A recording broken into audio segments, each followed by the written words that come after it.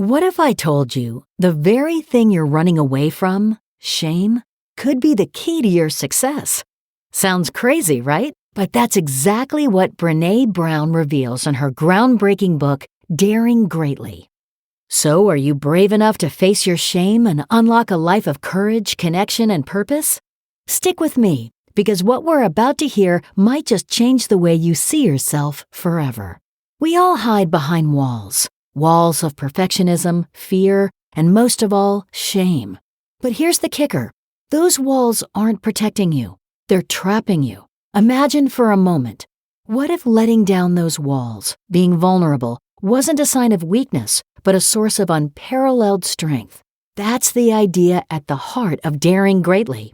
Brené Brown spent years researching vulnerability, and what she discovered flips everything we think about shame and success on its head. When I first came across this concept, I was skeptical. Vulnerability? Shame? They're not words we associate with power or success. But Brown's research opened my eyes. Vulnerability, she argues, is not a weakness. It's the courage to show up when you have no control over the outcome.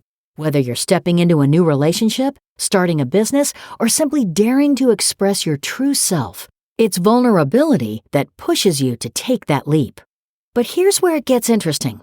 Brown goes deeper, unveiling something most of us spend our entire lives avoiding: shame. The very emotion we run from is the very emotion that holds the most potential for growth. Think about it. How often have you held back because you were afraid of not being good enough, of being rejected? Brown argues that this feeling of not enough is shame in disguise, and until we confront it head-on, we'll stay stuck. Let me share a personal story. Not too long ago, I was faced with an opportunity that terrified me. It wasn't just fear, it was the shame of failing publicly. The thought of people seeing my mistakes, my imperfections, stopped me cold. But then I remembered Brené's words: the most dangerous stories we make up are the ones that diminish our worth. That hit me hard. I was letting the fear of shame rob me of potential success. So I took the leap.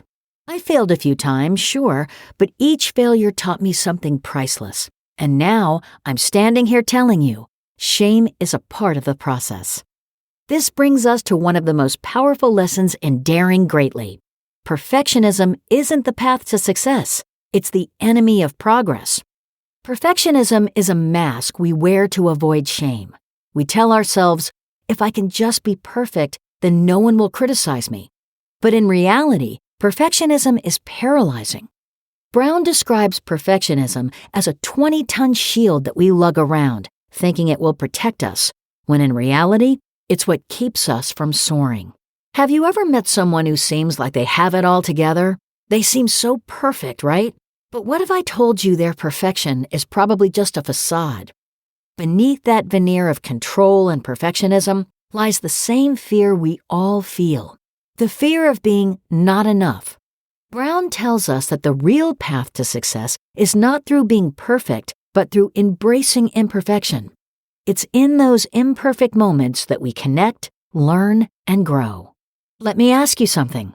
When was the last time you let yourself be truly seen, flaws and all? It's terrifying, I know, but it's also the key to real connection. Brown says that vulnerability is the birthplace of love, belonging, and creativity. Think about it. Some of your closest relationships likely stem from months of raw honesty, moments where you let your guard down and allowed someone to see the real you.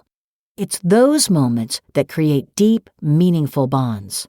One of the most eye-opening ideas in Daring Greatly is this: empathy is the antidote to shame. When you open up and share your shame, it loses its power, but only if the person listening responds with empathy.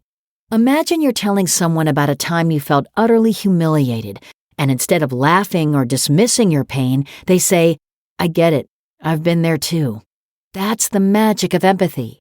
It strips shame of its isolating power and makes you feel seen, understood, and connected. This leads us to another powerful concept: shame resilience. People who are resilient to shame don't avoid it. They confront it. They name it. They say, "This is what I'm feeling. This is shame." By naming it, They take away its ability to control them. Brown teaches us that shame thrives in secrecy but shrivels in the face of empathy and honesty. Now, what does this have to do with success? Everything. Because here's the thing.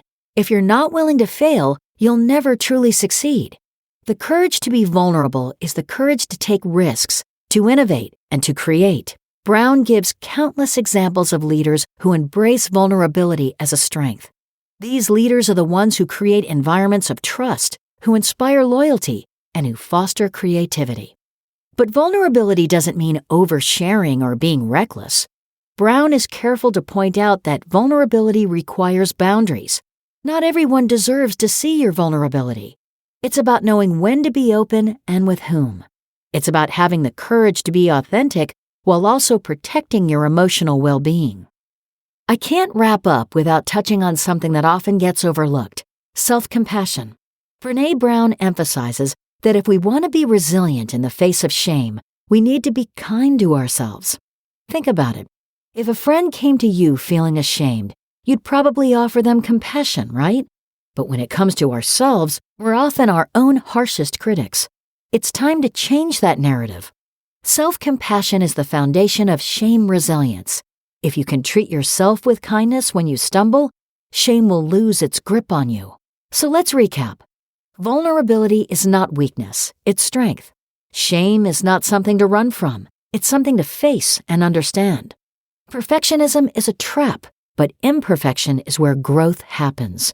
And most importantly, empathy, both for others and for ourselves, is the key to overcoming shame and building the life we truly want. Now that you've heard how daring greatly can transform your life, what's next? You have a choice. You can go back to hiding behind those walls of perfection and fear, or you can dare greatly. You can embrace vulnerability and take the leap towards a more authentic, courageous, and connected life. Ready for the next step in your journey to becoming your true self? Click on the video link and discover how to be different from others and why that's the greatest gift you can give yourself.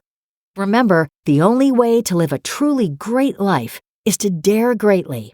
I'll see you in the next video.